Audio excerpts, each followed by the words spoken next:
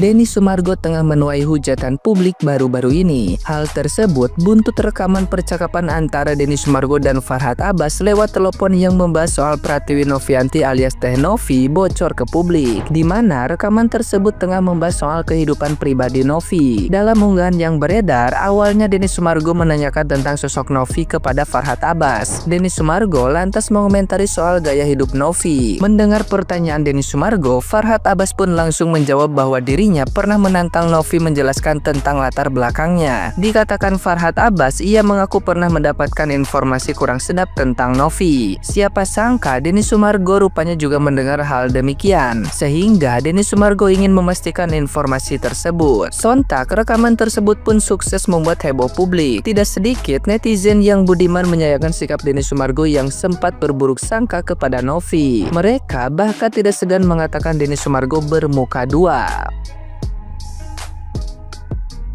Nah, gimana nih menurut netizen yang terhormat? Silahkan berkomentar ya.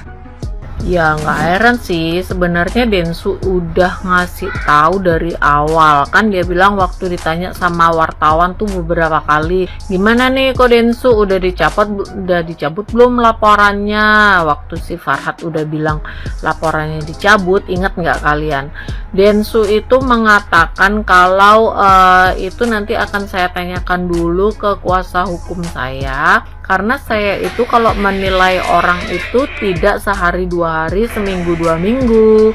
Bahkan track record dia yang berpuluh-puluh tahun yang lalu itu dikupas gitu ya sama Densu, orang ini seperti apa gitu ya.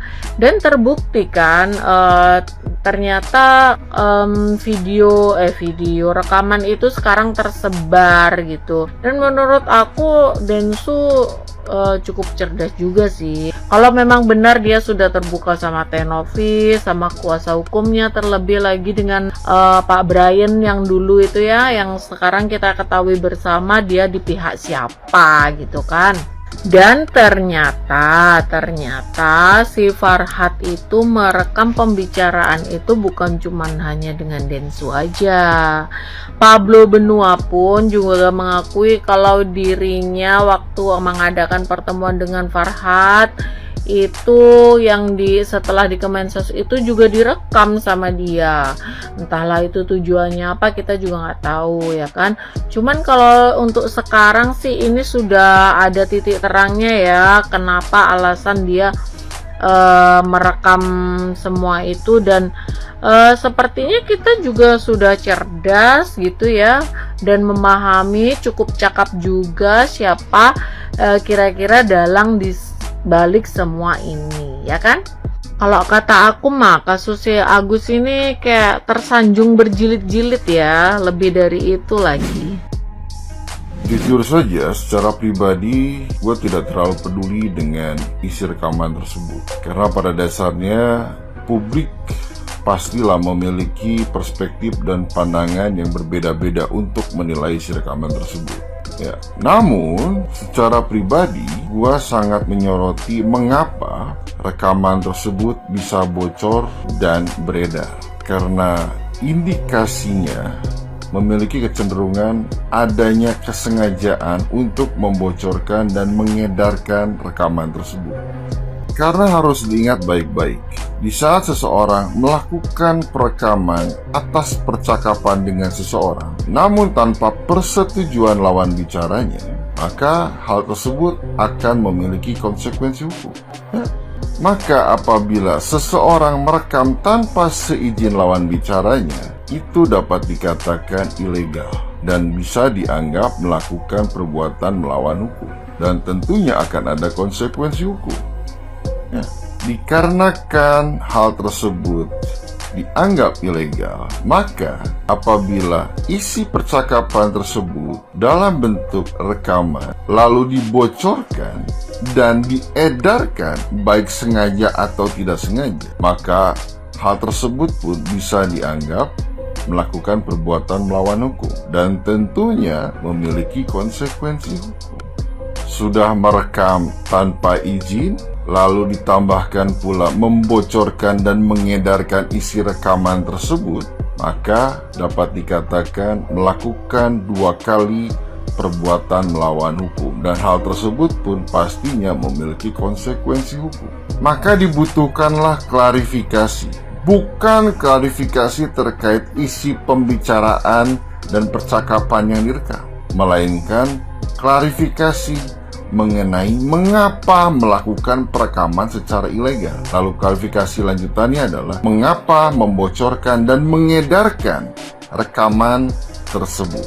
Ya, karena tidak mungkin rasanya seseorang melakukan perekaman meskipun secara ilegal bila tanpa maksud dan tujuan. Begitupun dengan membocorkan dan mengedarkan isi percakapan dan rekaman tersebut, pastilah memiliki maksud dan arah tujuan. Meskipun jujur saja, aku secara pribadi paham betul maksud dan tujuan terkait perekaman percakapan tersebut, dan paham betul pula mengapa dibocorkan dan diedarkan rekaman tersebut. Namun publik pastinya menginginkan penjelasan dan klarifikasi terkait hal tersebut. Mengapa? Maka bila seseorang tersebut memiliki nyali untuk melakukan perekaman secara ilegal dan memiliki nyali pula untuk membocorkan dan mengedarkan isi rekaman tersebut, seharusnya memiliki nyali juga untuk memberikan penjelasan dan klarifikasi terkait hal tersebut. Namun pertanyaannya, apakah memiliki nyali atau tidak?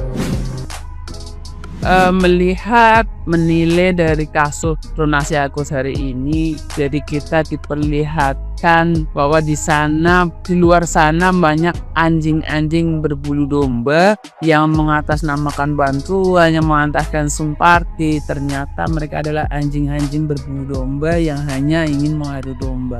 Apalagi setelah melihat atau mendengar rekaman-rekaman yang sengaja dikeluarkan hanya untuk menarasikan negatif kepada Novi, somasi laporan-laporan yang dilakukan oleh mereka hanya untuk menakut-nakuti Novi. Sayang beribu sayang, Novi adalah perempuan yang kuat, perempuan yang pantang mundur dalam ancaman. Ada pihak yang merasakan, sudah mengatakan dalam rekaman itu setujuannya kalau Novi mengembalikan duit itu, mereka pun akan mundur dari kasus-kasus ini. Sayangnya ancaman, somasi, laporan yang hanya untuk menakut-nakuti Novi itu justru dipatahkan, justru dilawan. Akhirnya mereka malu, mereka takut sendiri karena banyak sekali narasi-narasi yang sudah membunuh karakter, sudah mencemarkan nama baik. Mereka takut sendiri. Banyak sekali kata-kata yang diputar balikan. Jadi kayak